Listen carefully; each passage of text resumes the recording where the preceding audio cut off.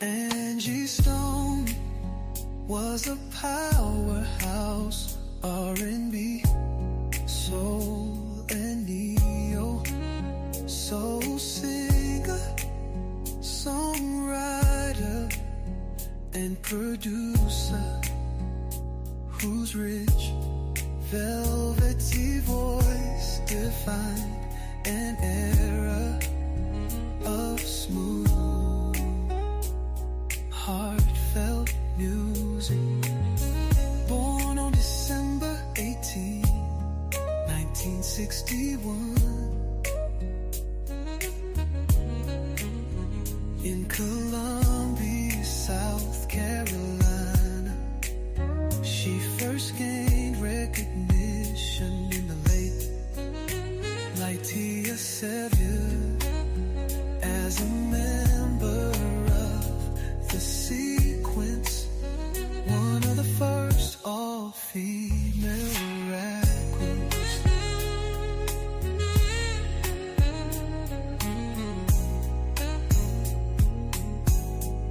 She later transitioned into R&B, making waves with albums like Black 99 and Mahogany Soul, which featured classics like No More Rain and Blue the Blue. Her music blended soulful grooves, deep storytelling, and a gospel-rooted sound, earning her multiple Grammy nominations and lasting influence in the industry.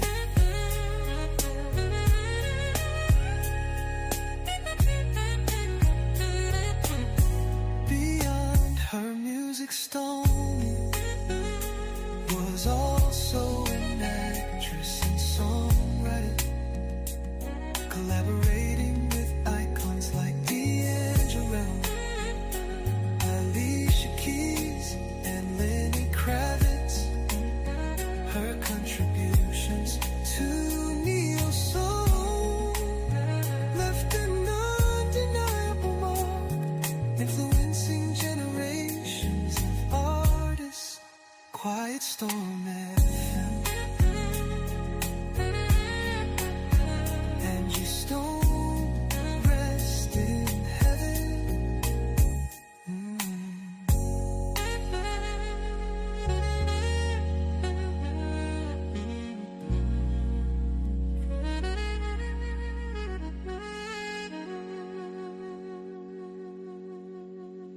Hello, hello, hello, hello, hello, hello, hello, hello, hello, hello.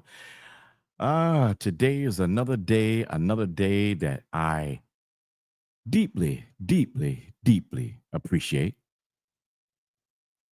We appreciate it so much because we're breathing and we're all here together. And by us being all here together, we have a lot of business to take care of.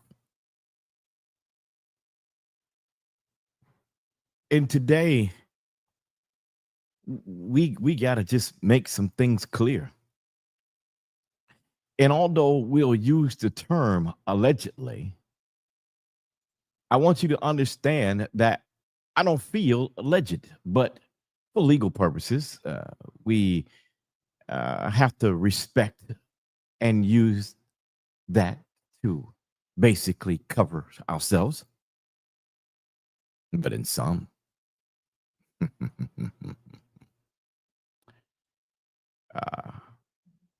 the story exists just as it is. And we need to get that story out. That story needs to come out to no end. That story need to be presented like none other. And today we're going to talk about it. We're going to seriously seriously talk about it today. And the reason we want to talk about it is because it needs to be talked about. Now, I'm going to give you a little bit of homework today for the weekend. And I'm going to ask you to go back and look at the other videos that will show you the court documents for the upcoming assumed to be trial for personal injury case against Executive Elite Transportation and Lethal Carter and CS, well, the truck company. I keep getting those initials mixed up. And the truck company. But what you will find out, and what I've started explaining to you here in this information, is that they actually are going after the wrong parties. And I'm going to show you how and why that is. I'm going to back up to yesterday. And yesterday, I showed you that Good to Go Kitchen, which is also a company owned by Mr. Joseph Robinson, who owns Executive Elite Transportation, who's listed in the lawsuit in his individual capacity also, is the owner of these vans that you see on the screen. Not only is he the owner of these vans, but he has either ownership and or access to other vehicles that they use for people to rent, to use for different events or whatever. Now, what I'm about to do now is I'm about to show you advertisement for that and play it here quickly here. So let me do that for you right quick.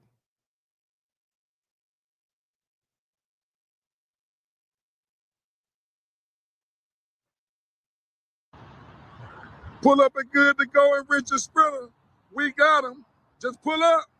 Good to Go is open. We got it. Pull up. Come on to Good to Go. Richard Sprinter. We got them. Pull up at Good to Go and Richard Sprinter. We got them. Just pull up.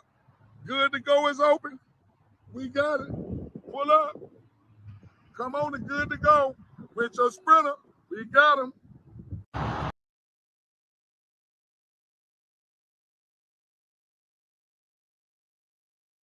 Now, as you can see, I'm showing you the proof of how this van was rented. So now let me give you the up story. Allegedly,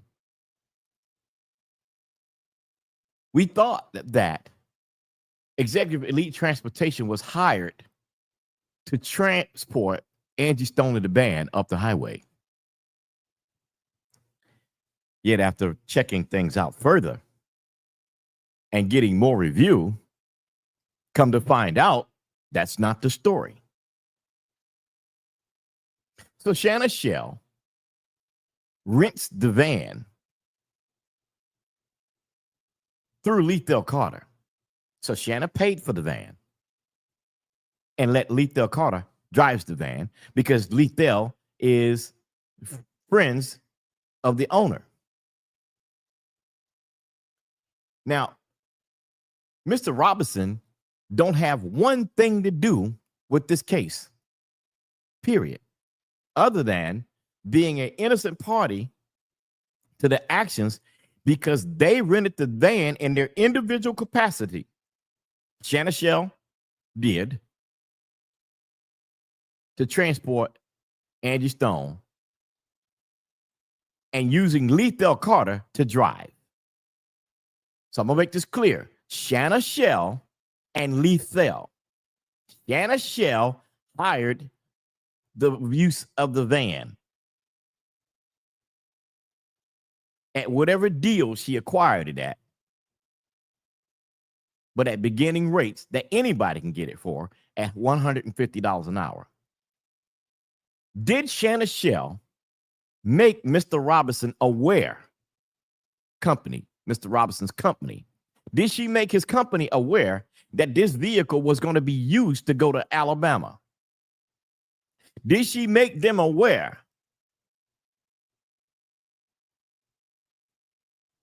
of this at all? And since Lethell Carter was the driver of the Sprinter van, his name was on the insurance. So that's how Lethell Carter's name got on the insurance policy for the van. Because just like you would go to any car rental place and rent a vehicle, they'll ask you for insurance.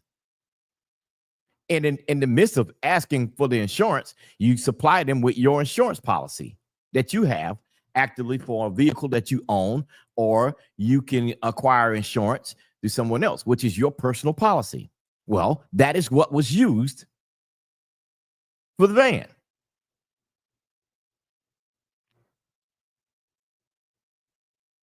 It's exactly what was used.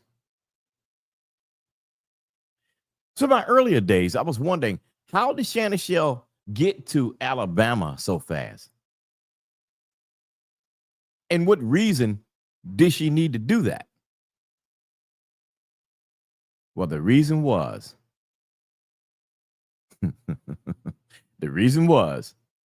she was the one that rented the van, and Lethell was the driver. Shanna rented it. Lethell was the driver, allegedly. That's how it went down. That's how it went down. Now, in the court filings, they have Executive Elite Transportation tied up in a lawsuit when they weren't even the transporting bodies of the case. And Shanna Shell, fully knowing the character of Lethell, Shanna Shell fully knowing what Lethell is capable of, Shanna Shell allowing Lethell to drive, only takes us right back to the very beginning. Prior to that is that Lethell and Shanna Shell had been working together allegedly the whole time, getting Shanna Shell in Angie Stone's house, working very closely with Angie. And for what reason? A money grab. That makes sense as to why Lethell Carter started a corporation by the name of Sacred Sound also, just like Shanna Shell has. Because at some point, Lethell Carter knew for a fact, allegedly, that Shanna was going to be pushed out of the way. And with all the assets of Angie Stone running under Sacred Sound, possibly, then he would position himself in place to just take it over, because he is such a violent person, allegedly, that he would just make a person disappear. All alleged facts. But this is the story.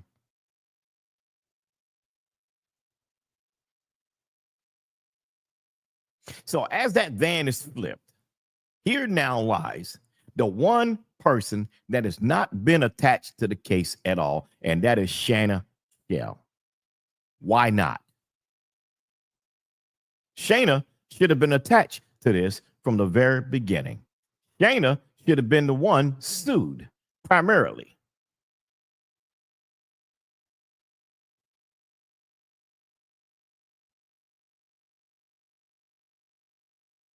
That's why Ashton and nobody's talking. Because Ashton knew and knows that Shanna rented that van. He knows.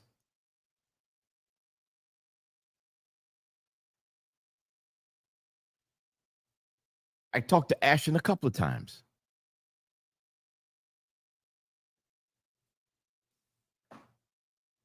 I have Ashton's phone number.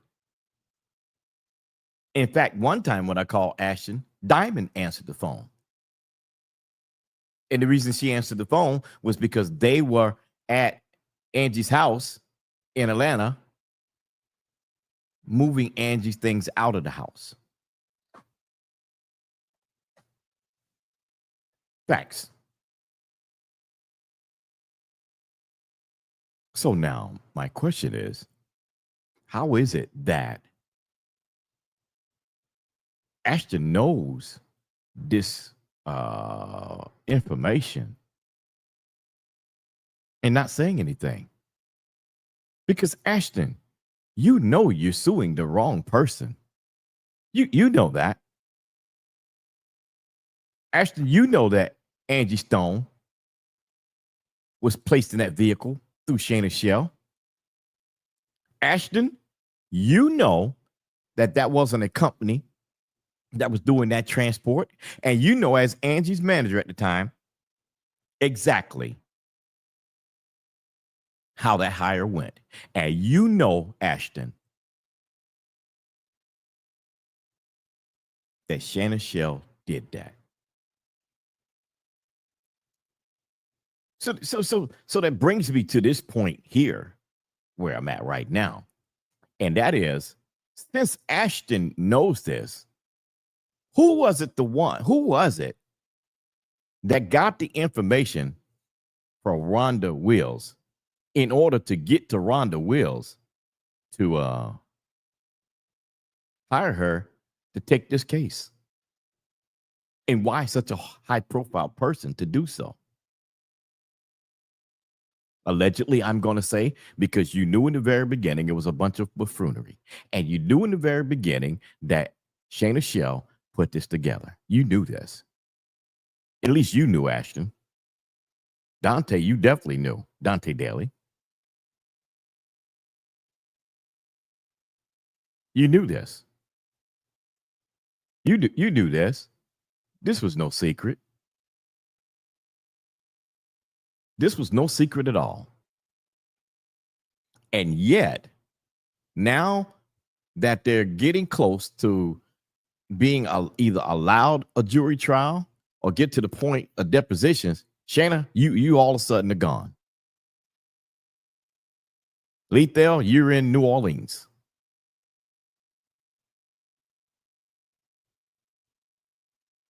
You're gone. You're gone. Because if you're not there to be deposed, they're going to have a problem. And they're going to leave it all with Mr. Robinson. Let me tell you something. Mr. Robinson is currently doing state time, or state or federal. I'm not sure which one it is.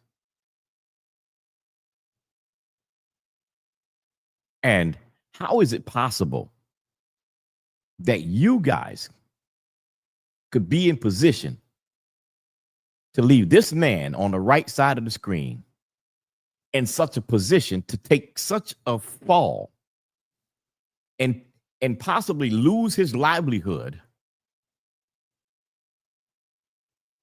on a crash dummy and hitman action, allegedly? How is that possible? How is it possible? This man has been incarcerated since 2023.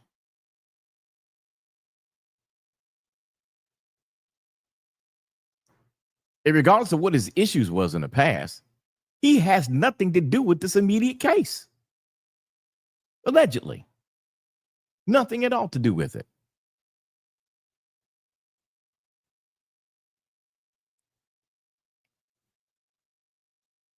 So, you mean tell me that the six of you inside that van,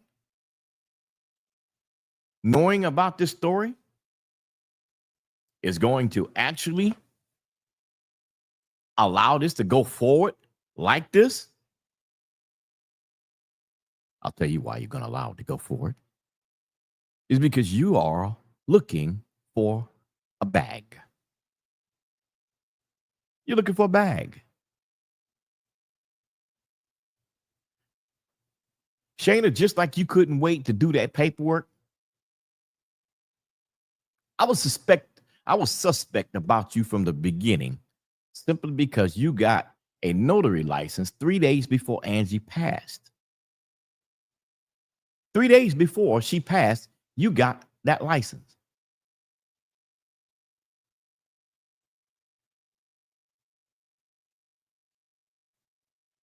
And before Angie could be put in the ground, you were getting paperwork ready to file at the probate court for Michael to be the executor of the estate, stating that him and Diamond agreed that he would be the executor. You, Shayna, and you, Lethal, both allegedly knew that Diamond had a situation going to where she may not be around in the picture to do anything about it, may not be around that she can protect the assets of her family. You were banking on that. I believe, allegedly, that you were banking on that. She wasn't going to be around. So because of that situation, because of active litigation going on with Diamond, now her name definitely cannot be put out in the open for banking and stuff like that, because it would all come back in a negative manner. So Shell steps in. The witch from the great beyond steps in. And she says, you can send the money to the Sacred Sounds account. We'll put everything in there. Yes, child. Oh, yeah, we'll put everything in Sacred Sound. And they agreed to it. They actually agreed to it.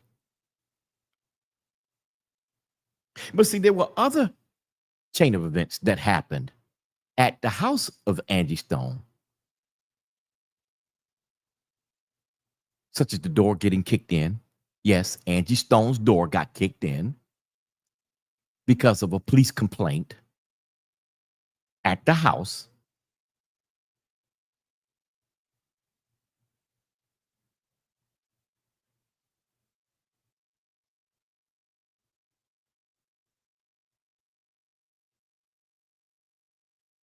So the homeowners association already had a problem with occupancy of the house in their association because of the kind of activity that was going on after the passing of Angie Stone. Sheila Hopkins was still staying at the house when this stuff went down.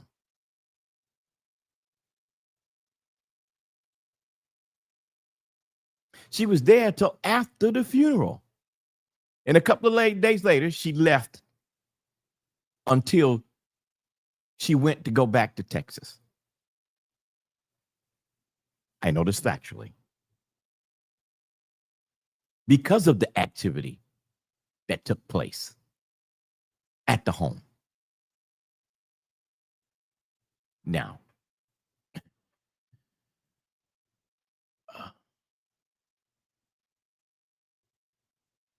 you put all this together and you wonder, how possible is it that this man on the screen could have so much control? And where does the ideas come from to put him in such a position that he can call such shots like this? It's because he has the people to do it. And he knows the people in government in Atlanta, allegedly, so that he can move around and do what he has to do. And then poof, vanish in thin air. Poof, just disappear. Poof, out of there.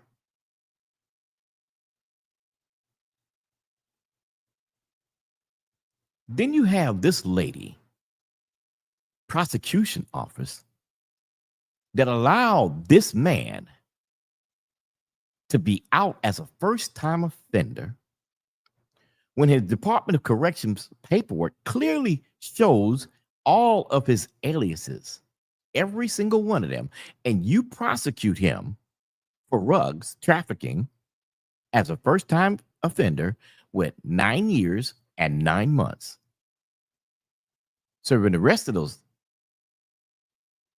months for that other year in jail, the county jail. Basically, time served, probably. You do this. Judge McAfee himself quoted from the bench that you, Fannie Willis, is a person that is soft on crime. Now, that's his terms of using, but I'm going to say it in layman's term. Are you working for the system or are you against the system? What's really going on? You, Fannie Willis, is the same prosecutor that had an ongoing relationship with one of your own workers. Bundles of cash kept in your home with your own father saying, well, I taught her how to keep cash in the house because we don't believe in banks. So you want me to believe such a person with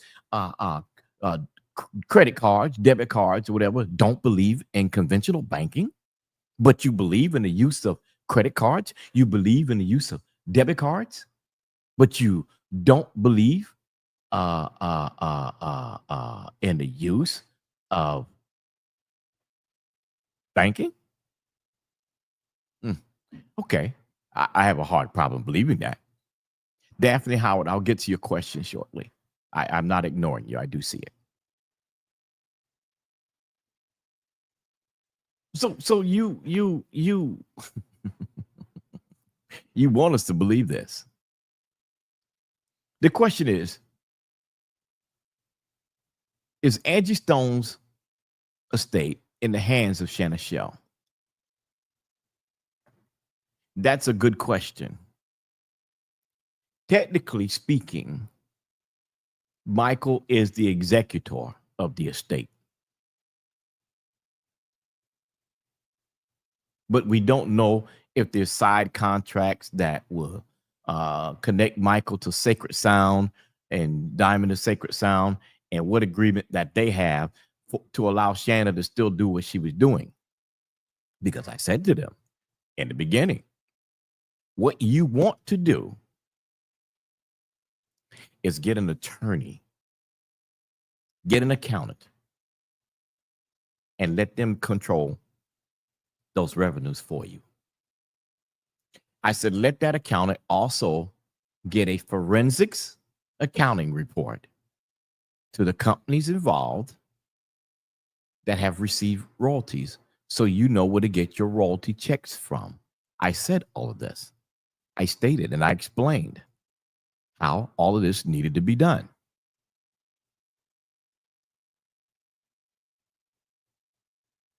I've made it plain in explanation that it needed to be done. But let's talk about it. Let's really talk about it. When I was trying to provide this help, it seemed like people just thought that I was picking on a female. And it seemed like people just thought that I was being harsh on Shanna Shell.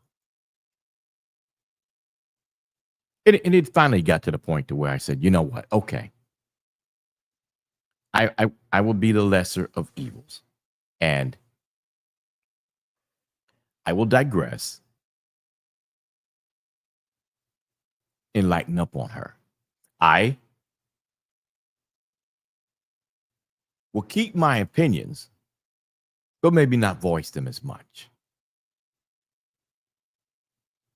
I'll do that. I wish I had not have done that. I should have stayed the course. Because maybe this wouldn't be this way. just maybe, allegedly, it might not be this way.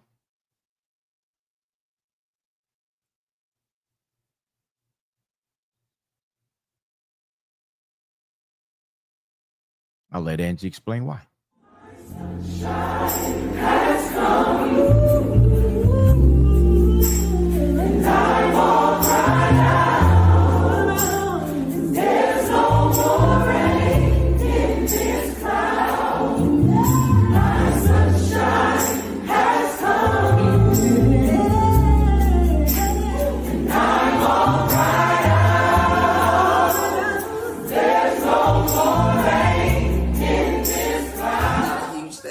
To my daughter, Lady Diamond, to Swaybo Twain, to Sacred Sound, to Ashton Evans. I mean, all the people that are in my immediate circle, to Cornerstone Management, a new management company that is holding me down. I thank you guys from the bottom of my heart. For Miss Juanita Wynn, for Paxton Stone, Paxton, wherever you are, for Sal Benton.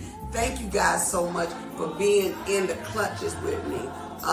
LeBeau, Lee Carter Lee, Christopher Williams, Ronnie Lloyd. I mean, I could go on and on and on for the people that are in my immediate 1, 2, 3 circle. But I will stop right here because the night is, we're getting late.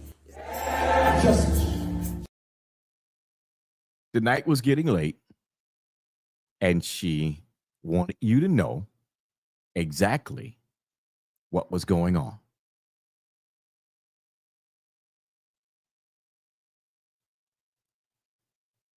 You see, it was said from the past by Diamond that we trust Shanna. We trust her. And we believe in her. And I'm down for her. But let me ask this question. You were down for her. Did you know that she was the one that rented the van? Did you know that she was the one to agree for Lethal to drive the van? It had nothing to do with Executive Elite Transportation's hiring Lethal. In fact, Lethal was not even an employee of Executive Elite Transportation. I've not found any proof of that. And until I do see so, I can no longer believe that. That's why in the lawsuit, he's listed in his individual capacity. So if the onus of fault is not on the company, him in his individual capacity could be at fault. That's why whenever you do suits like that, you sue the person in their individual capacity, you sue them in their official capacity, and you sue the company in their official capacity. And the owner of the company in his individual capacity.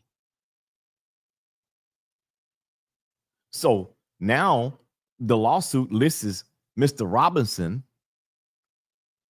in his individual capacity and in his official capacity, when in fact, him here on the right with the hoodie on doesn't even have anything to do with the case. He doesn't have any ties to this case. Till this day, it has not been proven that this young man has any connection to this case whatsoever. Yet his livelihood is at disposal to be affected. How fair is that? How fair is that? How fair is it? See, this is the reason. This is the reason that they want to keep the case in Georgia. Because the state of Georgia has issues with Mr. Robinson. So it seems to be convenient that he, as affluent of a young man as he was, regardless of what his background is, could be somebody that they were after. It just makes sense. So it's sort of in layman's term in my book, allegedly make Lethal Carter look like a little snitch.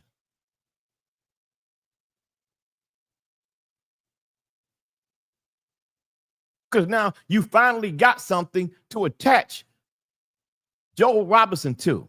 You finally got something to possibly hurt this man for everything he got. Now, I'm asking myself this question.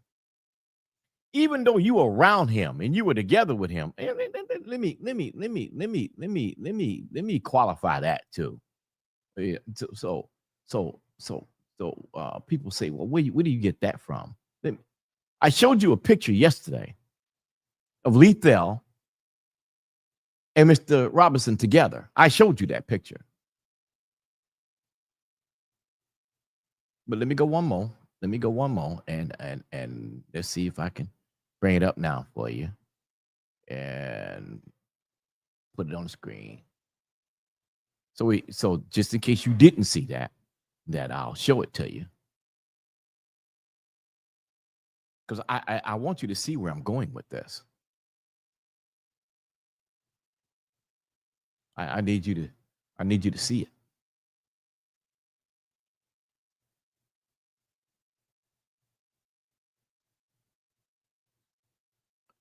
You see right there in this picture, to the left here, to the left, with the baseball cap on, is Lethal Carter. There's a baby in the middle. And right there, next to the baby, is Mr. Robinson.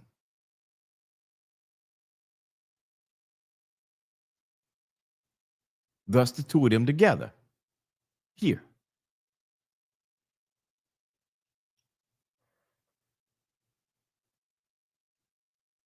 Why is he the focus of attack? Why is that? Let's see if I can pull up some here that would qualify this. Let's see if I could do that. Because I think that there's a bigger picture here.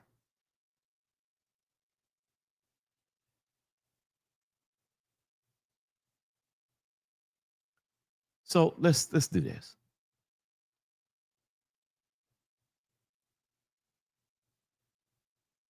Let me release this. No, I don't have to.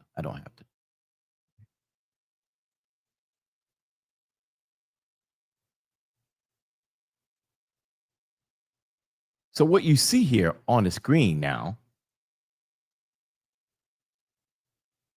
is a picture of the Sprinter van from the inside that Angie Stone was in.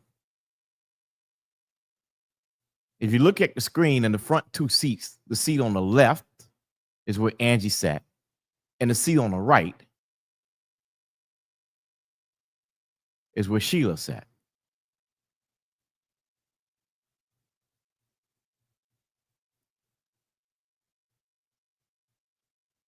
That's where she sat.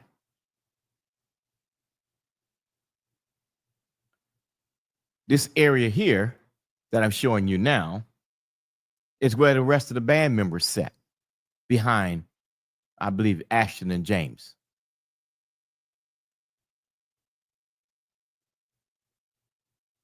Now, what's ironic is that here's a picture of the Sprinter van, all black. All black.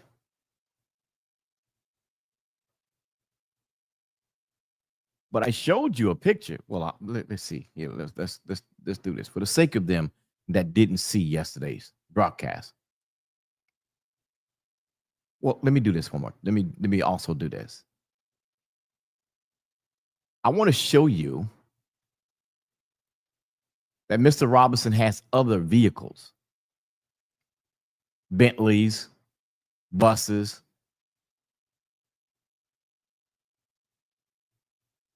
that he has. But each of them have the very same sign on it that you see right there that says rent me. $150 an hour. Every single one of them, the buses, everything. So renting those in Atlanta is no more different than going to one of the other rental companies and renting a vehicle to use. You have exactly the very same situation. No different. No different. So if you go to Alibaba and you rent a car, their rate at Alibaba may be $40 a day or $40 an hour.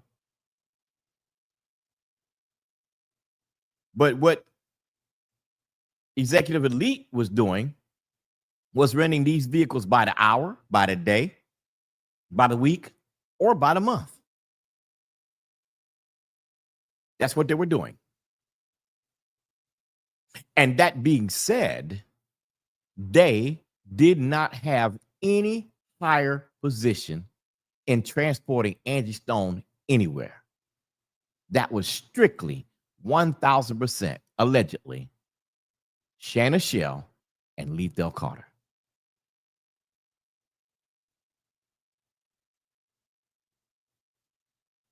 Now, if Diamond understood this from the very beginning, or if she understood it at any point, my question is, how do you feel? And how could you work closely with someone that hired such a person to transport your mother the way that they did? Without any proper coverage, not taking into consideration because of her health, making sure there's means that she will be taken care of. How could you? Any good manager or administrative assistant would check these things. You just don't put precious cargo in a vehicle traveling down the highway and not know these things. I mean, you just don't.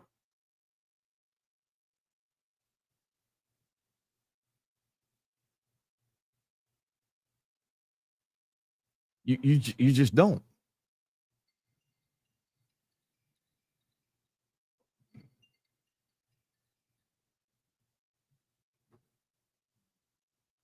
You just don't know. You don't know whatsoever. How possible? Please, someone help me to understand. How possible is this rational?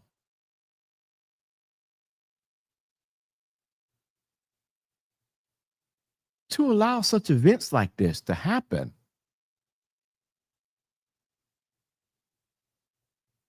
With these two people not only jeopardizing the lives of the people in the van, but jeopardized Angie Stone, jeopardized Angie Stone's family, as well as jeopardize the livelihood of Mr. Robinson. This thing is so ugly on so many forefronts, I just can't understand it. So my question is Lethal Carter a crash dummy or a hitman? Allegedly. That's my question.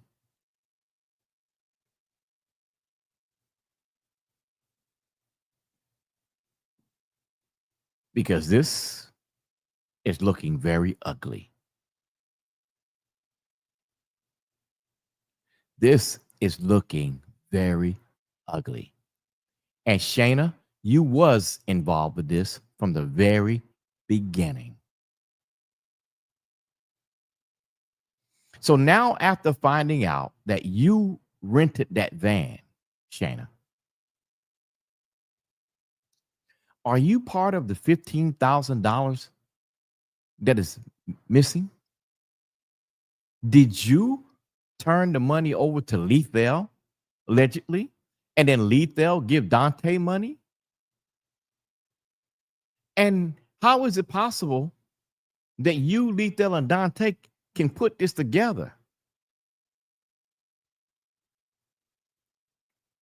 A further question that I have: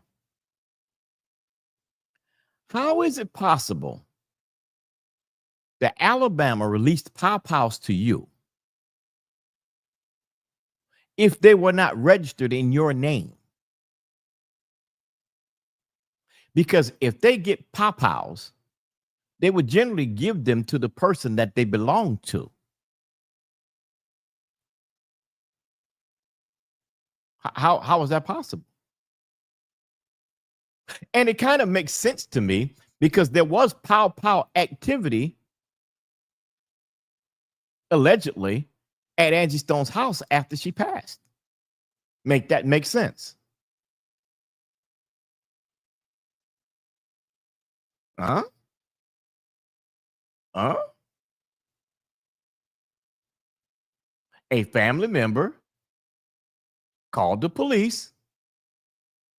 The door wouldn't get open, so they kicked it open.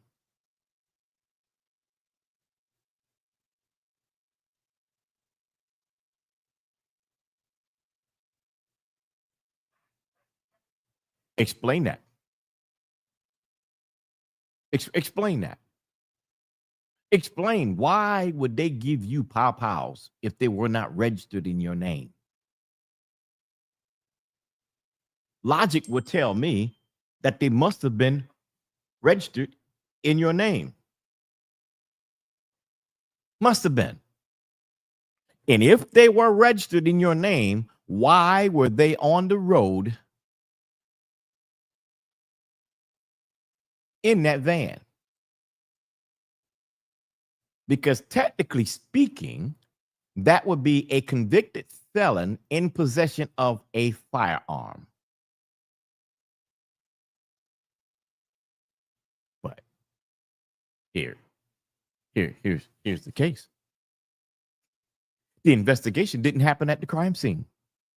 Because if it did happen at the crime scene, how could you let a probationer go with firearms in the vehicle that he was driving? Make that make sense. That's an automatic probation violation. There is no if, whats, and buts to that. You are violated. You can't travel with firearms. You cannot. And you're in possession of the vehicle? Make that make sense.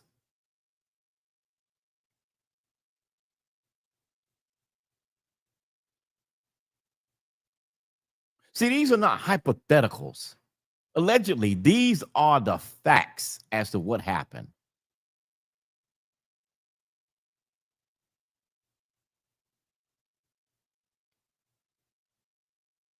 My question is, why was Dante needed to be there?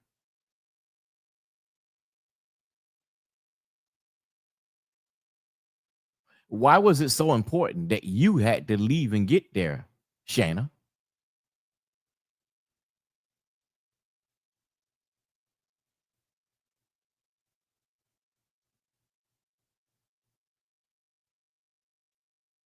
What was the reason, Lethal?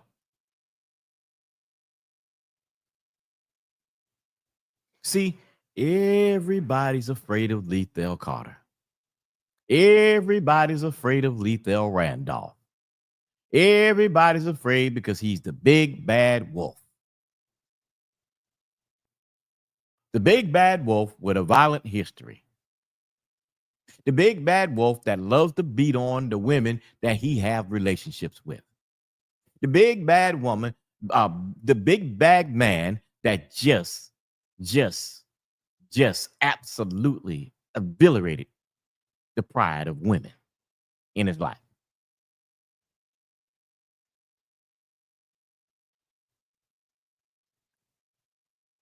Shayna, you could just come out and say, I'm afraid of him. The government will help you. Or is Lethal probably, allegedly, a snitch just to take Mr. Robinson down because of all of the assets that Mr. Robinson have? Did Lethal Carter flip that van just so that he could take Mr. Robinson down? Because I've said to you, I don't believe it was intentional about the passing of Angie. But I do believe that that accident was intentional. I do believe that. That's my belief. Cannot say it's the facts, but that is my belief. Lethal, see, you knew Mr. Robinson. And the thing about it now it's starting to make more sense to me. Since Mr. Robinson was behind bars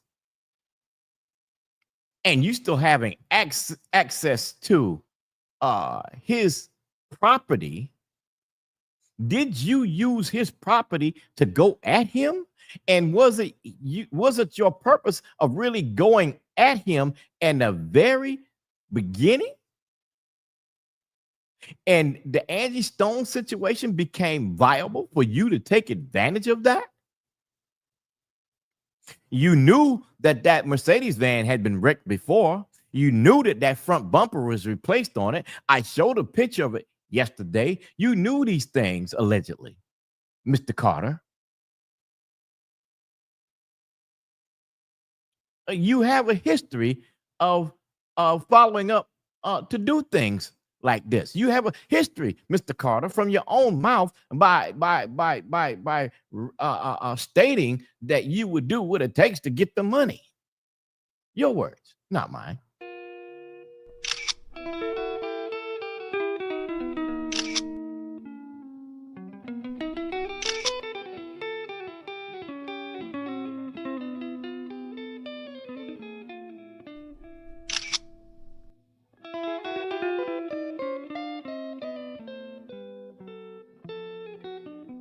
How did you get involved in the game, and how do you meet someone like him? Talk a little bit about that, Lee. Well, actually, game, like I said, I learned a lot, and I learned I would meet people that worked in financial facilities that didn't feel they were making enough money, but they were handling all of this money. So, we devised a plan that able me sometimes to pull up to the drive-in window 3 times a week, and so I actually made that a business. I put on a suit and a tie, and I'll pull up, and then if they say they need me to pull up again that day, then I'll go put on some overalls and a hard hat, and I'll pull up in a pickup truck. So those were ways that I was able to get money, and then I ventured into the drug game, and it was good. It wasn't as dangerous as it is today, and I made a lot of money,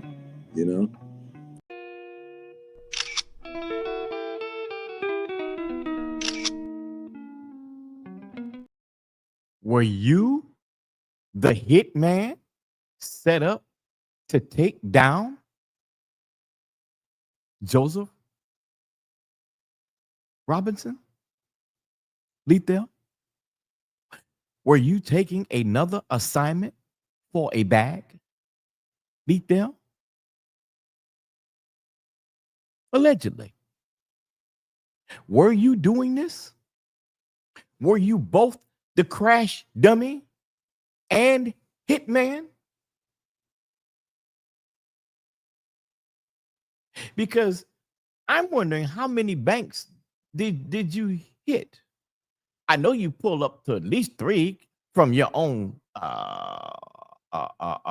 statement here a week. That's how you made your money. But now, because this gentleman has all of this going for himself, and he is behind bars, you find it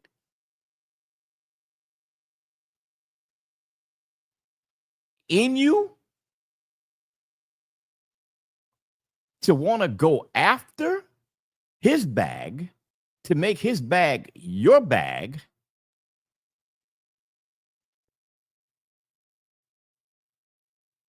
by getting him sued.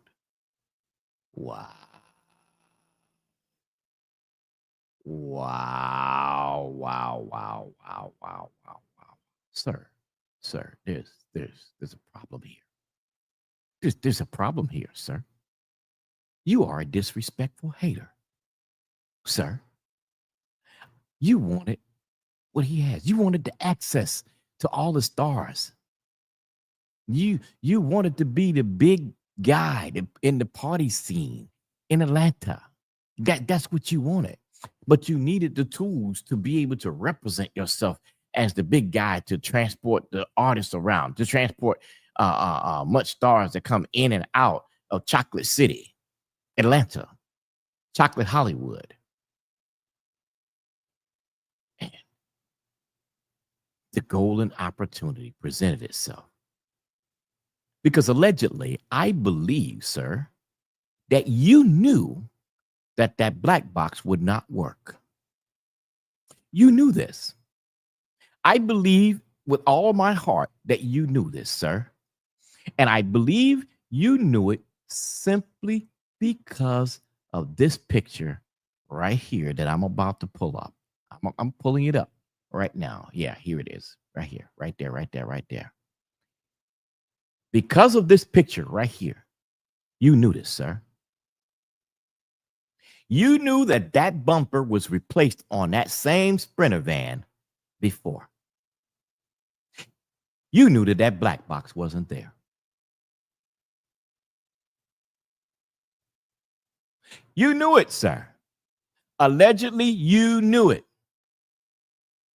Right there is plain proof, plain as day, that the bumper is gray, unprimed, before it was painted black or charcoal gray. But that bumper is unprimed. That's a raw bumper from the factory, wherever it came from. You knew this, sir. And that's not an original bumper of a Sprinter. But you didn't think that someone would dig deep enough to find these things. Joe Robinson himself took that picture. How do I know that? Because I got it from his pictures, his photos. It was there.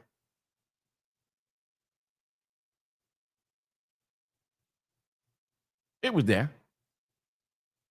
It was there the whole time, sir. And I found it.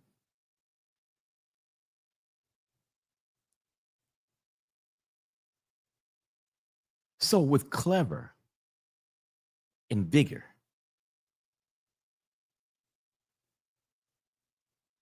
you cried that you were hurt so bad at the scene of the accident that the ambulance moved you quick as they could to get you for medical care. And the officers had to interview you at the hospital. So instead of there being 2 drivers at the scene of the accident, the tractor trailer driver and you, they left just the tractor trailer driver. But you allegedly were gone at the hospital.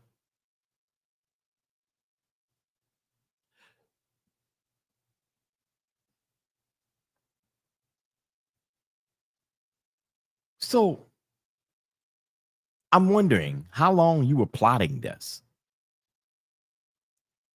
How long? And since you got the probation sentence that you got as a first time offender, I'm asking the question now. Were you an informant for Fannie Willis, to do such a thing to possibly lock Mr. Robinson up? Was that what's really good?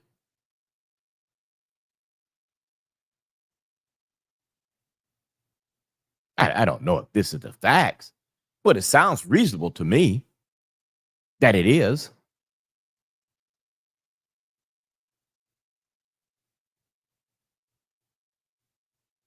How convenient is it that you're out and can move around? How convenient it is that you can take one of his vehicles, flip it, allegedly, and make him responsible for payout because you knew by telling the six in the van who to sue. But you forgot about Dante, sir. Dante told it. Dante say, no, Executive Elite ain't the owner. What Dante meant to say was that no, the Executive Elite didn't have anything to do with it. Shayna Shell was the controlling party over that. And Shayna hired Lethal to drive. So Shayna Shell should be sued. Why is no one included Shayna Shell inside the lawsuit?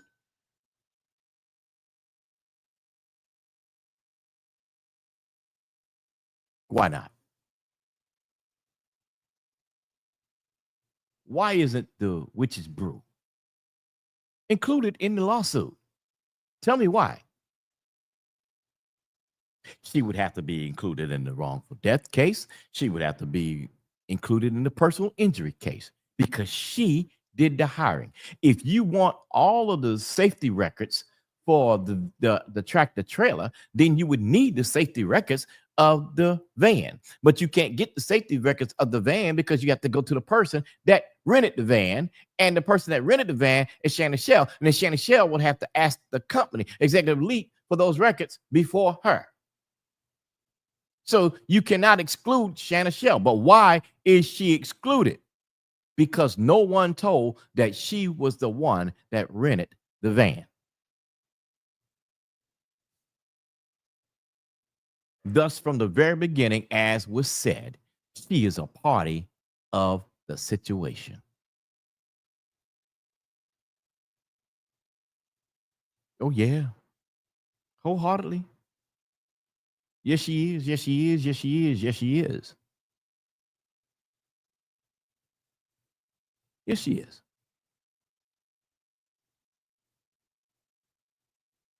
She is. So let's talk about it. Let's talk about it. How would you feel if your family was in this situation and you know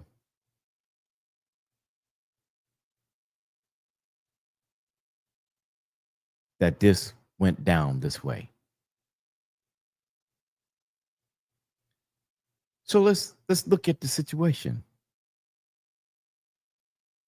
Let's see how much common sense can come from it.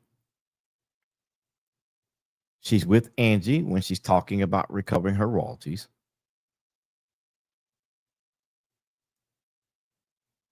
She sets the trip. She hires the van. No, rented the van. She used Lethal to drive. Somewhere or another, they got pow-pows.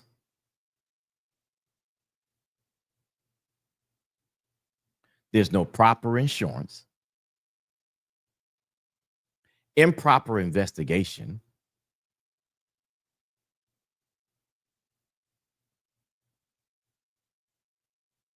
and blaming a man that don't have nothing to do with this case. That man in prison, not able to defend himself.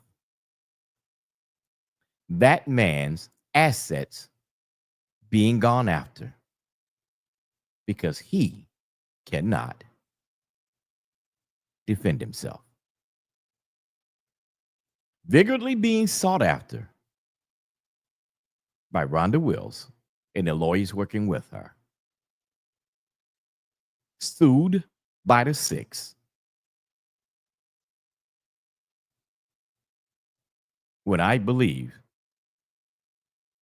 that Lethal, Shanna, and the six are all part of the same team.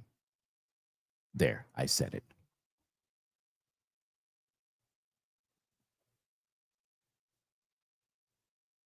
Allegedly, you guys are all part of the same scheme.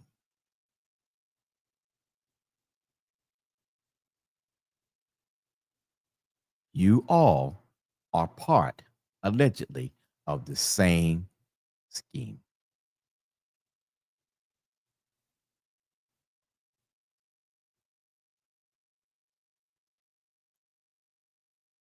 Now, this is just what common sense shows me. So, if this was the scheme that came into fruition from the beginning, how does it not make sense that they were trying to get a bag? They were all seeking money from somewhere. And Angie Stone death became a mistake in the process.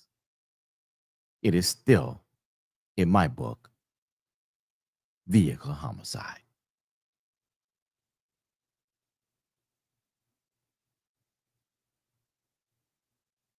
That's what it is. I don't see any other thing.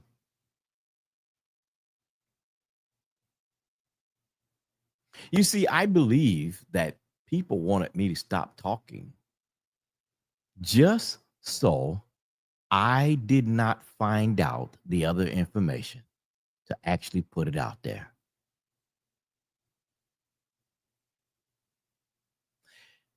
Someone didn't want me to release the information because it would interfere with the bag that's left.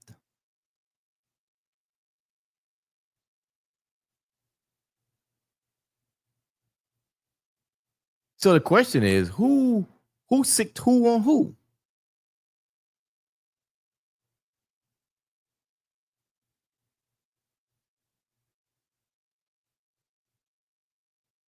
That's the question. That's where I am. But it doesn't matter. The job has to get done. And I am going to be broadcasting all that I can to make sure that that lawsuit is disrupted.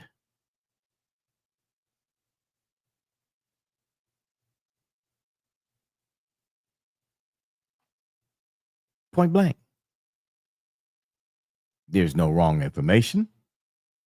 The information that I'm giving is facts. So you can't shut me up. Because it's facts.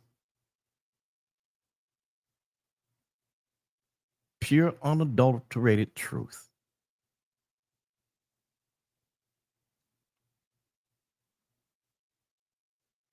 Crash test dummy or hitman. Crash test dummy, hitman, or snitch. Because on the other side of the coin, were you actually also trying to get rid of Joseph Robinson? Were you trying to take the assets of Joseph Robinson for yourself?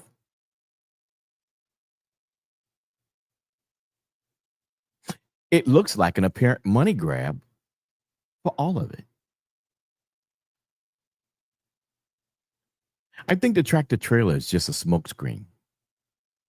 I don't believe the tractor trailer really has much to do with this case. I believe it's completely a smokescreen. Because the investigation report just doesn't make sense. And technically, neither does the autopsy.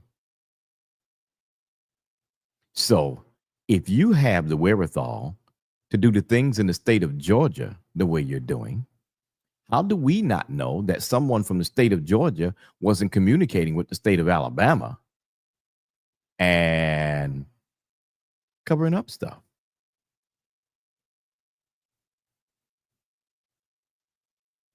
How do we know this? Because you have one person incarcerated that can't defend himself with true legal representation, but you're out to do so.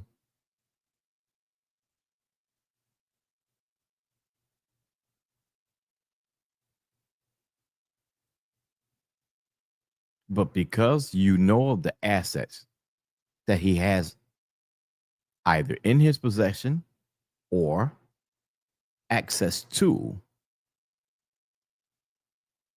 here we have a setup.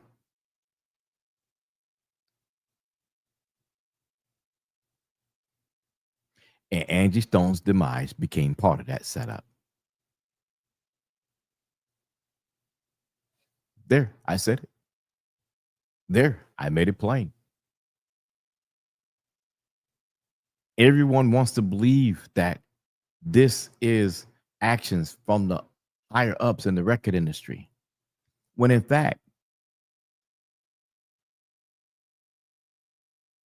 roaches coming out of the crack of the walls found it as a good reason to do something while eyes were on everybody else higher up. But see, the good thing about common sense is this. Common sense will cause you to sit back and reflect. Common sense will say to one, did this really happen this way? Common sense would say, well, who really should be sued here? You see, Shayna Shell knew that she should be sued. That's why when Diamond, Michael, and Sheila went to talk to an attorney, Shayna Shell was in there also with their lawyer that possibly would represent them on a wrongful death case. And while she's in there, she's looking up on her phone questions to ask and yada, yada, yada, yada. Because Shayna Shell knows.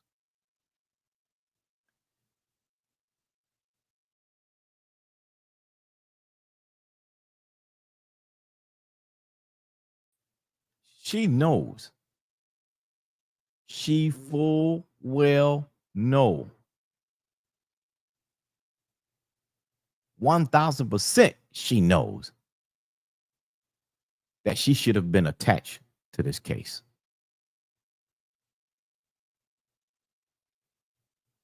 So her and Lethal are playing the game, staying in town, staying close, allegedly. Don't make any moves. Don't leave. Don't go anywhere. Wait as long as you can to make sure everything die down so we can leave town and go our separate ways and let the court cases take place. If they can't find you, then they can't get a deposition.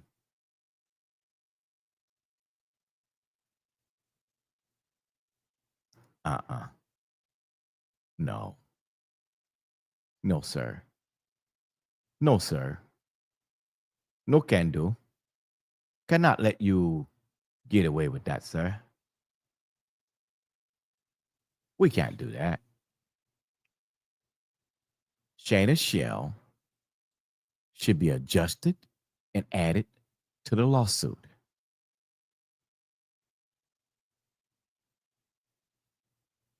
She should be 10,000% added to that lawsuit. She should be added to the wrongful death filings, if there is or when there will be one. I have not seen it as of yet. And she should definitely be on the lawsuit currently in place. Because the basis of the findings of prima facie evidence lies with her. It lies with her.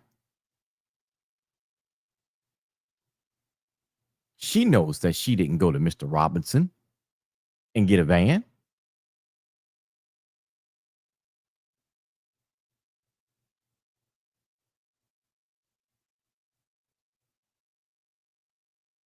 And just because you rented that van, don't make Executive Elite responsible. Especially when Lethal has been driving that van around many a times. It wasn't his first time. That was not his plan at all.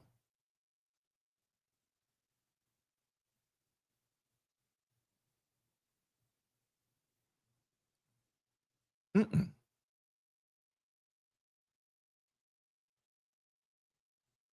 There is another caveat that I could add to this.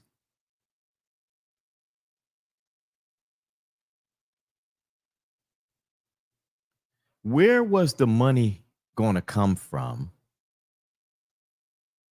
so that Angie Stone could have the transplant done? Because we know insurance doesn't cover all of that. I mean, let's just talk facts here. Allegedly, we know that insurance won't cover all of that. And allegedly, we know that, or we believe, that Angie did not have the money for that. And what if, just what if, someone planned this accident so that there could be money to help out? Now, I'm just throwing it out there. I'm not saying that that is. But what if?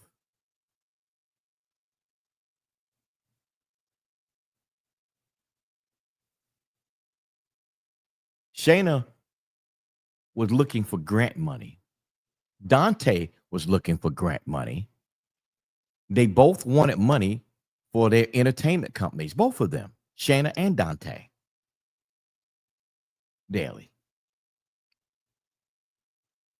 And by them wanting money for their companies, for TV production and yada, yada, yada, yada, this became a great scheme to get money.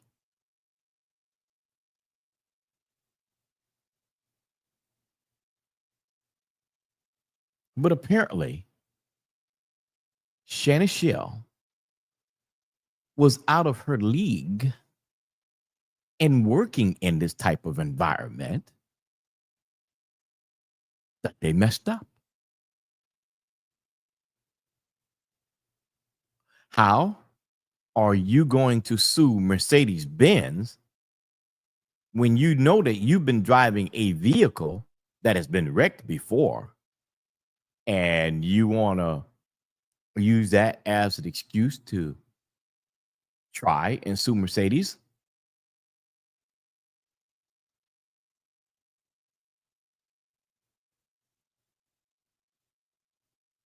Huh? Is that really what's going on here? Mm, I'm wondering.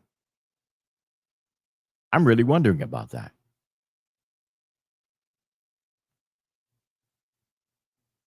because this all is shaky. Did Michael and Diamond have any information, any direction of this accident taking place to receive any money?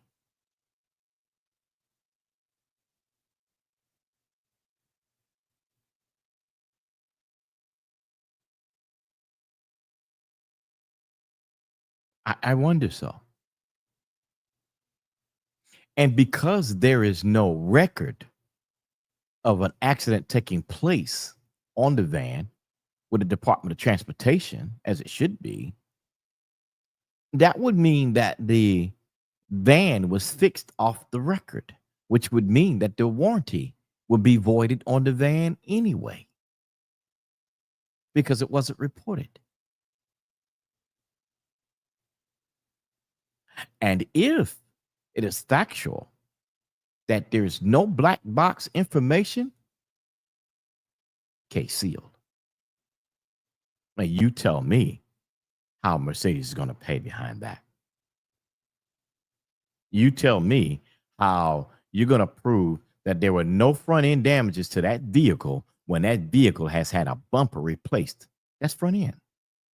And if it had to have a bumper replaced, that means that impact of that van must have been significant enough that it may have caused a little front end problem.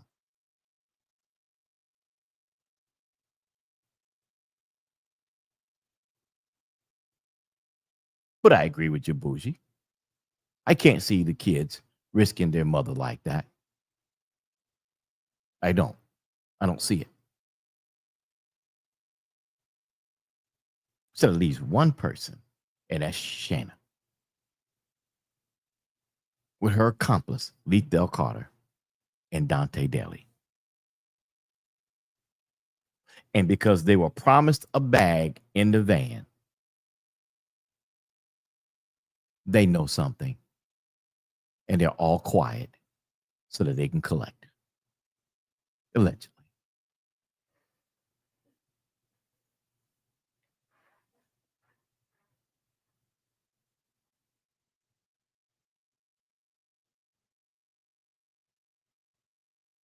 There was $200,000 worth of equity in the house that Angie Stone left.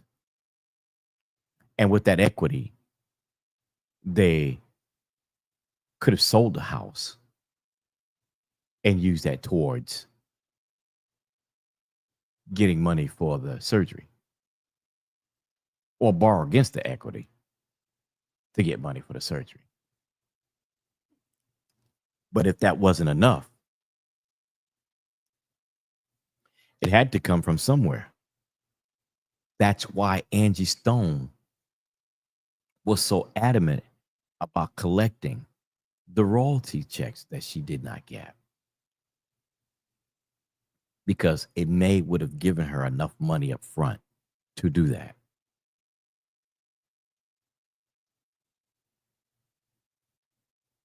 The thing that bothers me is that Walter Millsap wasn't around to help with this.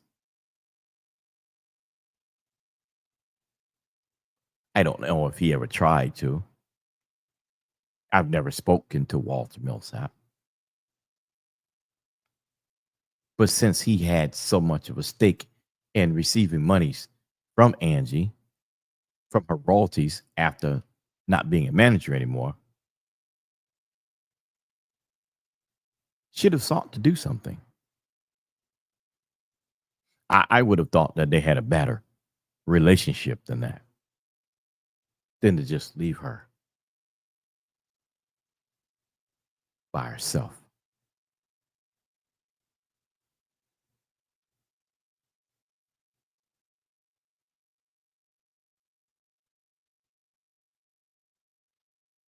That's correct, Bougie. they need to interrogate Dante, and they need to interrogate Ashton, and they need to interrogate Shayna, and they need to interrogate Lethal. That's absolutely correct. Those are the parties that need to be interrogated so that he can finally get to some answers.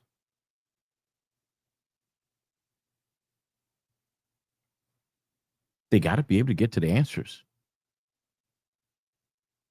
People around the world want to know what happened to Angie Stone, and people around the world that loves Angie Stone have a right to get answers.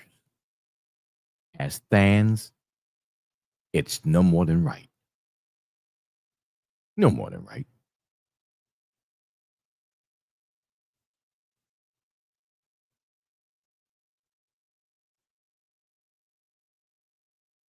No more than right. Because you want this man to take the fall, and you want this man's assets to be taken away from him. Or you're using this man to close out a larger picture. Or you are the prosecution's witness in some form that will help you get away with such erroneous acts, allegedly, in this case.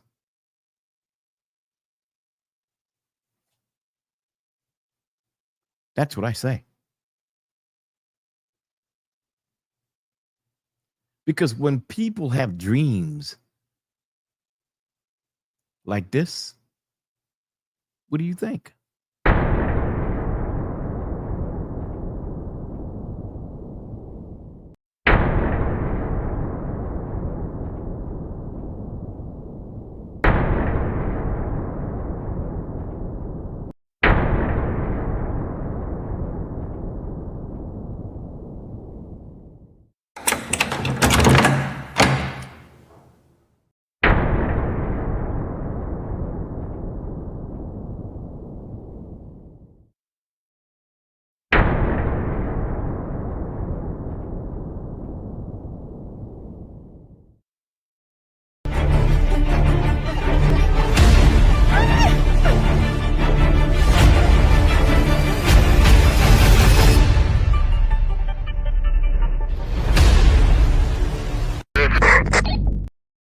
You hear that ghastly witch sound in that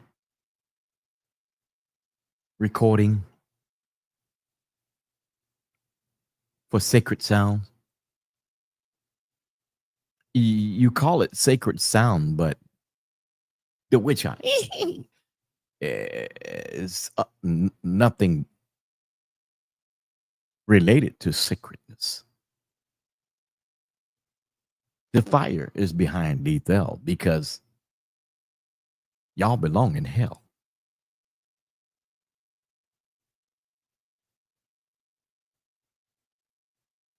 And I hope you burn.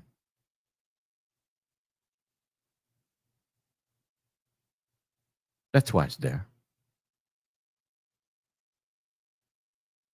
It has sparks of lightning behind there from a storm, letting you know that I'm coming.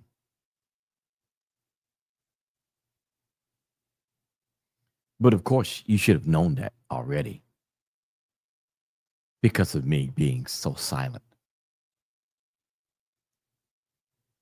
See, that was the eye of the storm brewing. And inside the eye, how many of you know about hurricanes? The eye sometimes can be so subtle and less violent than the outer perimeter of the storm, where it tears up everything. See, you were in the eye of the storm. Now the eye is passing over. The eye is passing over. And now chaos has approached with a plethora evidence.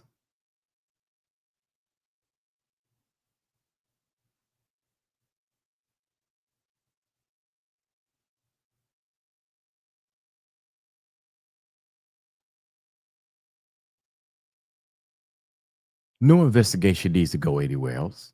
Lock in right here with you. Or lock in right here with you, Lethal. Lock in right here with you, Shanna. Lock in right here with you, Dante. Lock in right here with you, Ashton. Now, I don't believe Ashton had a bad twist in his bones at all in this matter, but he knows something.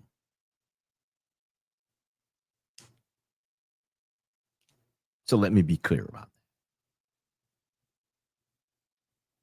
But I did say from the very beginning on the messy sweet spot that I believed Shanna, Lethal, and Ashton knew something. And guess what? I was right.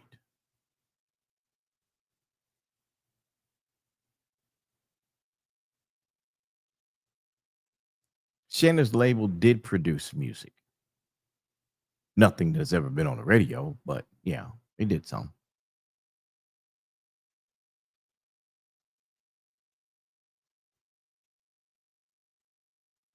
And Bougie, that is correct. Ashton loved Angie for a long time, but he's holding his tongue really strong about the wreck.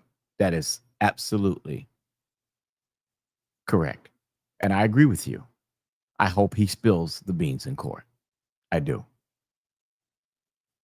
And for some reason, I believe he will. I don't think I'd be wrong, but I just believe that he will. I don't want to think that he would let the legacy of Angie go like that and not.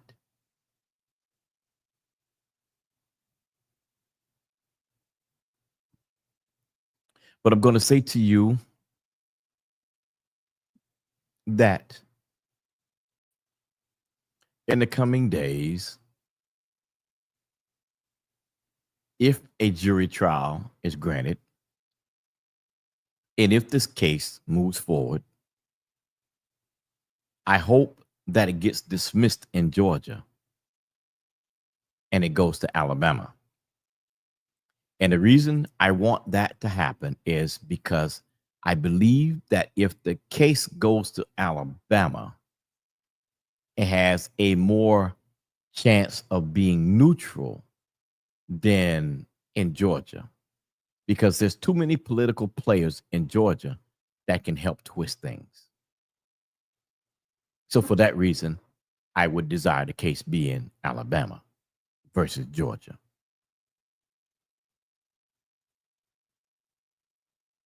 That's where I am. That's what I believe in reference to this. That is what I believe. Okay, so you did file suit. Yeah, we had to with the sprinter van and the truck. Okay. So because you weren't listed on the suit with the twins them. Nah. He wasn't listed on the suit with them because he was lying. He knew he hadn't filed a lawsuit. So you have a separate attorney. Yep. Oh, okay. And did y'all formally file yet? Yeah. And that is a lie. He's not formally filed anything. Did he get a lawyer to probably help him with the insurance claim? Maybe. But there's been no court case filed. He lives in Atlanta. Okay.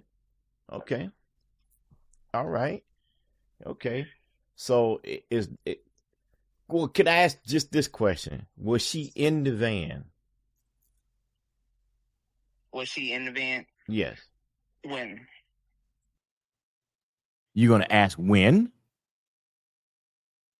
I asked you a clear question. Was she in the van? You dumb up.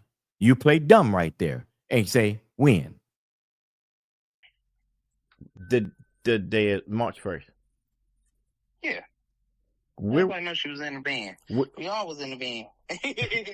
yeah, no, but I'm just asking the question because this is so much confusion out there, you know.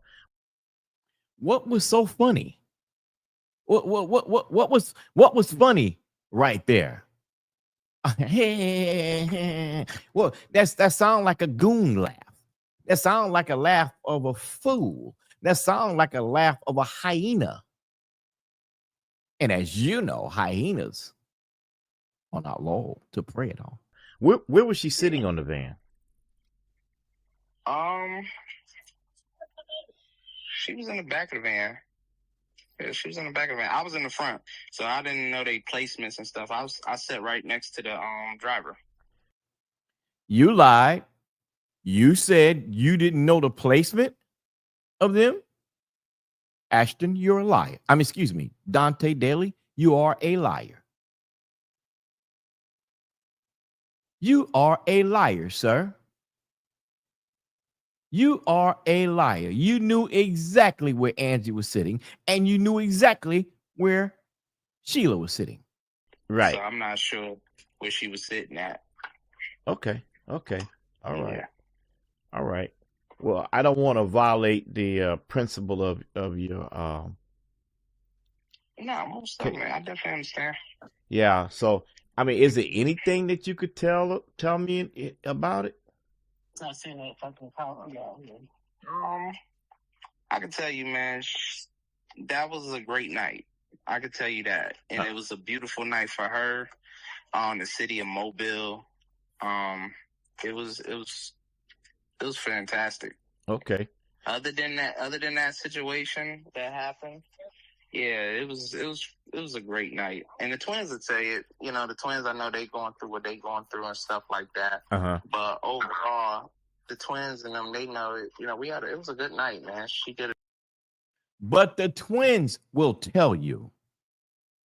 How do you know what the twins could tell us? Because you and the twins, Lethal, all of y'all know the inside story of what really went down in that van. All of y'all know the inside story about how to collect the bag because someone had the conversation. Let's be real about it. Allegedly, somebody had the conversation. For you, Dante, to mention the twins, and then the twins are the one that filed a lawsuit because you didn't file a lawsuit yet, Dante. You have not filed one. Why is that? Because you knew Shayna Shell hired that van, and you knew Lethal was driving the van, and you knew what capabilities there was because I believe you were absolutely part of it. You liar. She did an amazing job on stage. If I ever get my cell phone back from the state troopers, I got video footage and stuff that I'll release once all of this stuff is taken care of. You want to get the video after everything is taken care of. If you could ever get your cell phone back from the police. Well, the police had your cell phone because they needed to know what y'all was communicating about. They needed to know what y'all was plotting. They needed to know if there was any communication set up about the whole accident. Because frankly, I don't think they believe you either. If you really want to know. I don't believe that they believe you for one moment. Okay. So the troopers have your cell phone. Any reason for that? They got all of our cell phones to verify any texting or anything that was said just because somebody died. Oh, so nobody got to keep their cell phones. All the cell phones was confiscated. Yeah. Oh, wow. So they took the cell phones it was said that they got 3 pow-pows, 2 pow-pows given back to Shanna Shell. But nothing else has been said about the one that was kept. I wonder why. Now, this is an alleged story. I'm just telling you what's said.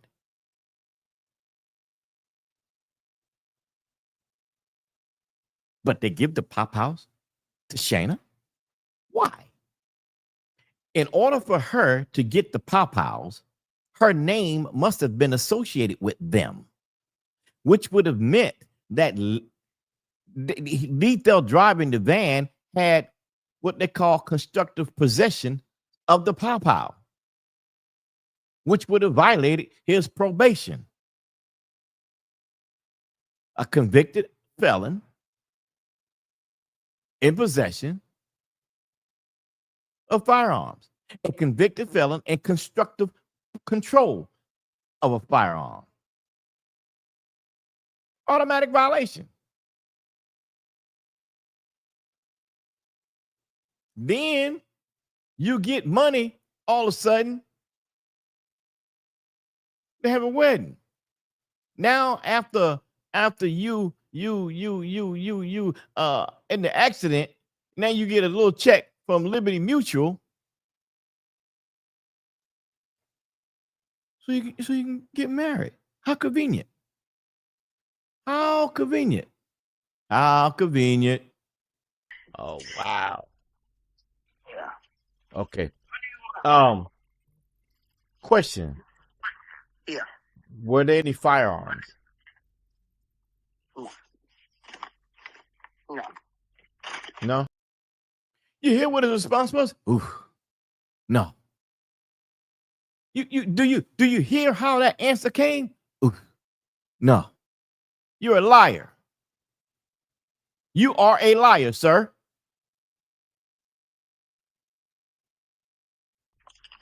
Never. Never will. Never. That's one thing we don't play. Thank you. Okay. Okay. Especially travel. Dante said that's one thing we don't play. Okay. Not true. Lethal has, for sure. You have, for sure. Shall I remind you, Greensboro, North Carolina, where you were arrested for possession of a firearm? Dante Daly? State lines. I mean, common sense would tell you that, you know. Yeah. Yeah, that wouldn't. All of that's, all of that's right now. That's been released. I'm so sorry. Can I have some seasoning? Yeah, all that's been released about was the actual police statement. So it was. How did he know that's been released? When he said that's been released, what he was saying that the pow-pows was released.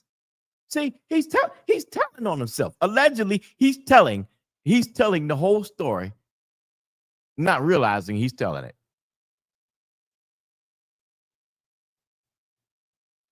It wasn't nothing like that. Mm-hmm. I'm looking like that. Yeah. So your suit is going to be against the Sprinter Company and Lethal? Yeah. Okay. Who hired you for that concert? Nobody hired us, though. Nobody hired us. Nobody hired us. So you just found it upon yourself to get in the van with Angie Stone and just say you just gonna go and drive her. You just gonna go and take a trip with her, and she'd be cool with that just because you wanted to. A lie is a lie is a lie is a lie.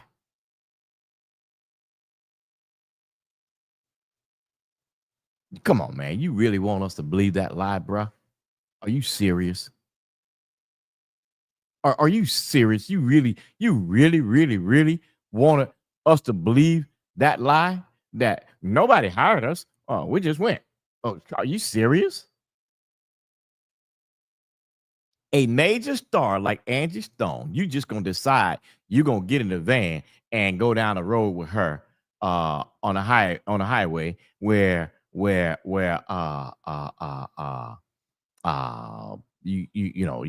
had the hotel rooms, and everything. You just gonna that's just gonna arbitrarily just present itself that you could go like that. I mean, you just make that call. You shot caller. You could just make that call where you can get on the road and go like that. Are you gonna really think that we believe that? Yeah, nobody hired me. We was just coming to support Angie. Okay. So nobody hired me. You were just coming to support Angie. So Angie wanted you in the van that much. In fact, let me reference this statement right here. Sheila told me, quote unquote, that if there wasn't enough room for her to be in that van, somebody was getting up out of there. And Angie didn't care who it was. And since you weren't a band member, you would have been the person gone. Right. Right. So Yeah. that particular night, you weren't a regular member of the band that night. Nah. Okay. It was me. Her cousin was in there. It was a family situation. Okay. It wasn't. You're a liar. It was not a family situation. Her cousin was the only family member in the van. Let's be clear about that. Her cousin, Sheila Hopkins, was the only family member in the van. Liar. Yeah. Okay. All right. Okay. Well, I mean, anything else you can share? Okay. So what? Anything else you can share? Nah, that's about it. Okay. Right now. But like I said, we will be once everything is settled and stuff like that, we will be putting some more information and stuff out there. Okay. But you lied because you ain't put no information out there. You haven't said a jot hot rot. The only statement that you made was the statement that you have here that I recorded. That's it. When you spoke to me, that was the only statement that was made, sir. No statement has been made to major media whatsoever. Period. Period at all. None. You don't have any. You don't have any at all. None.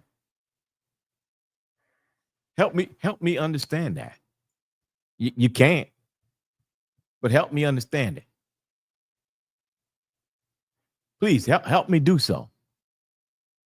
I'm going to wait a second. Help me to understand that. Can anybody else understand that in the chat? Can anyone understand that? Help me make sense of this, please. Please. You weren't security because she didn't need you for security because they had police officers. If you seen any of the video with Angie on stage, there was a police officer in the middle, on the sides of the stage. There was plenty of police presence for security. Plenty of it. They escorted her to the stage, escorted her from the stage, and stayed around the stage.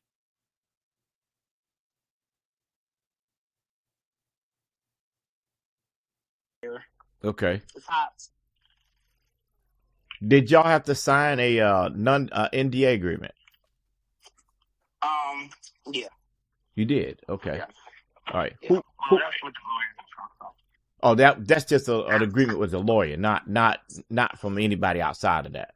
That's common that the lawyer would ask you not to say anything. Yeah. Yeah. You lied, Dante, because you didn't have a lawyer. You didn't have a lawyer. You didn't have a lawyer. You didn't have one. You didn't have one at all. Sir, you lied. Well, you sneezing. Boy, I'm sorry, y'all. You didn't have one. You didn't have one at all. But you want us to believe that. But you didn't. You didn't at all. Period. So why the fluff?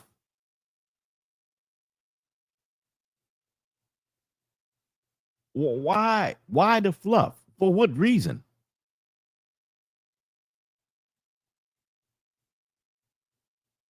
Jacqueline Williker, I believe the truth is going to come out when they start doing depositions. If they get to that point, I believe that the truth will prevail right there. And hopefully from that, there'll be criminal charges filed.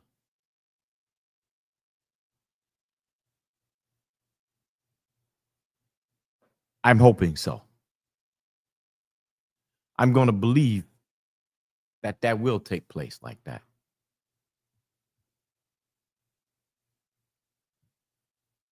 Come from under my desk, man. Come on.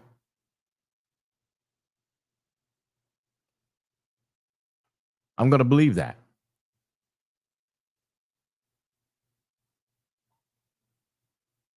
Something inside of me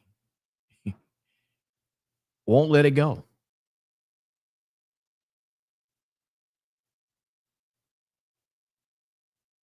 Won't let it go at all. Because of this.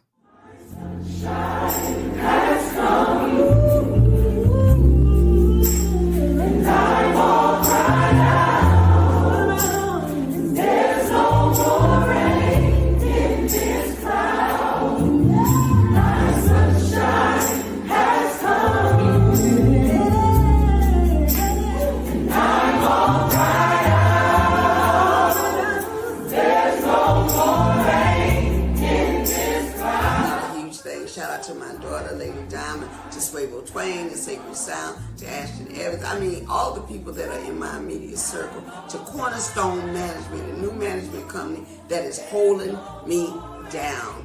I thank you guys from the bottom of my heart. For Miss Juanita Wynn, for Paxton, Stone Paxton, wherever you are, for Sal Benton. Thank you guys so much for being in the clutches with me. LeBeau, Lee Carter Lee, Christopher Williams, Ronnie Lloyd. I mean, I could go on and on and on for the people. She can go on and on and on and on. People that she trusted. People that started rallying together to help her start acquiring her monies.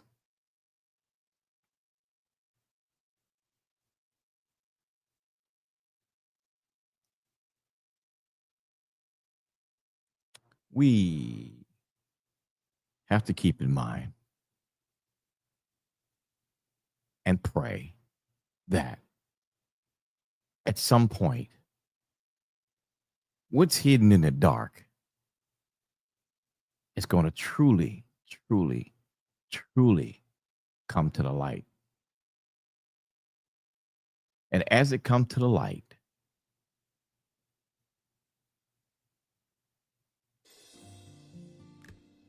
it's going to be revealed.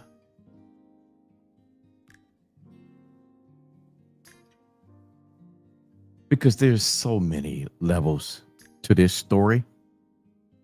So many levels to this case.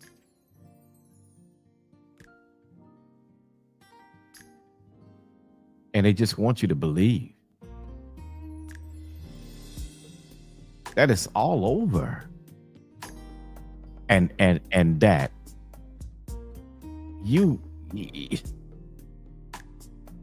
we're not going to find out the truth.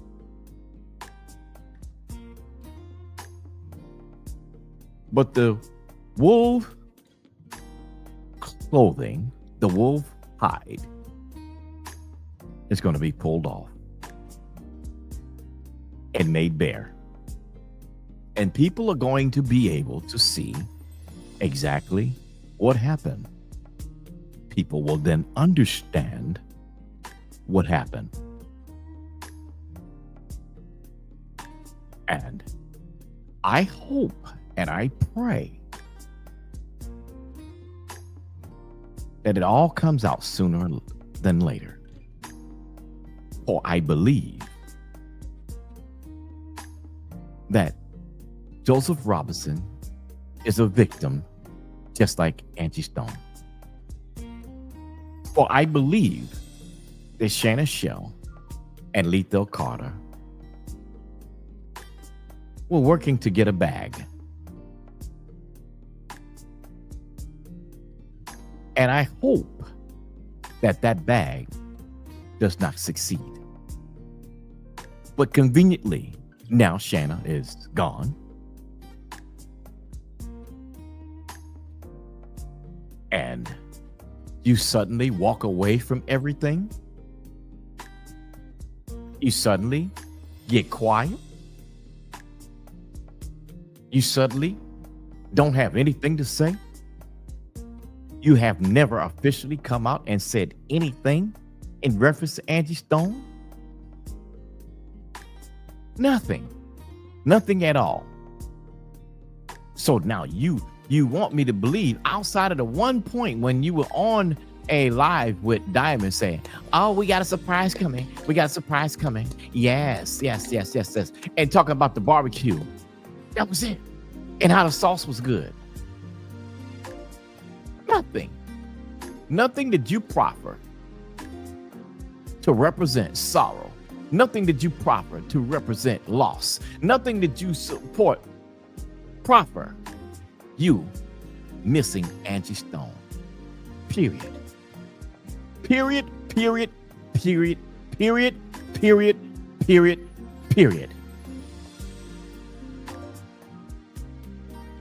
So I personally find it hard to believe you. I personally find it hard to believe you, Lethal. And I definitely find it hard to believe you, Ashton. Don't believe me at all. I mean, excuse me, not Ashton, Dante. Didn't mean to say Ashton. I find it hard to believe. So if you will, I will ask you to please take a moment and put some hearts in the chat and send your love to Angie Stone by hearts. Would you take a moment to do that, please? Would you do that? Would you take the time and just do that right now?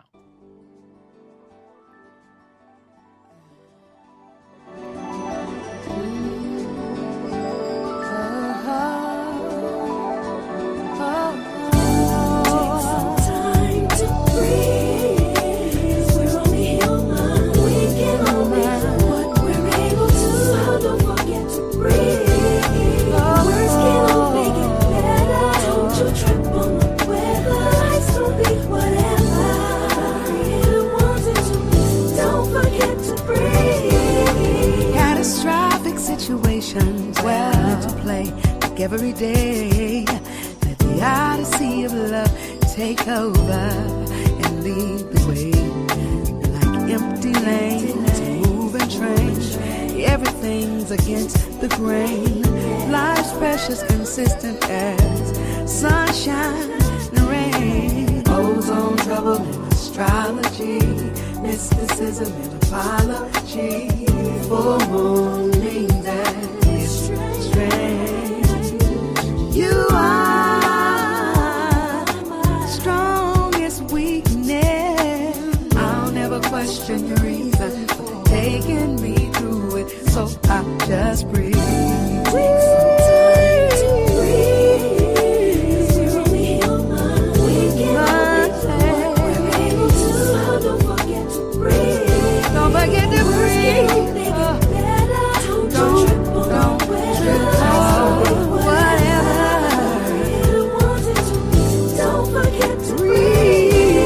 Sometimes anxiety takes over me with my responsibility.